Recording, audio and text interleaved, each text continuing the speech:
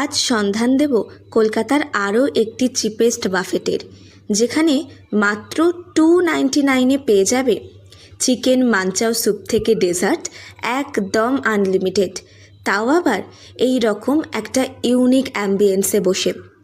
জায়গাটা হলো নিউ টাউনের লিফি লেন। এবার আসি খাবারের টেস্টের ব্যাপারে। স্যুপের পর স্টার্টারে ছিল ক্রিসপি চিলি বেবিকর্ন। এটা অন্য জায়গার তুলনায় একটু শক্ত লাগলো, আরও একটু কুক হতে পারত। নেক্সট ড্রাই চিলি চিকেনটা ছিল এই বাফেটের স্টার আইটেম।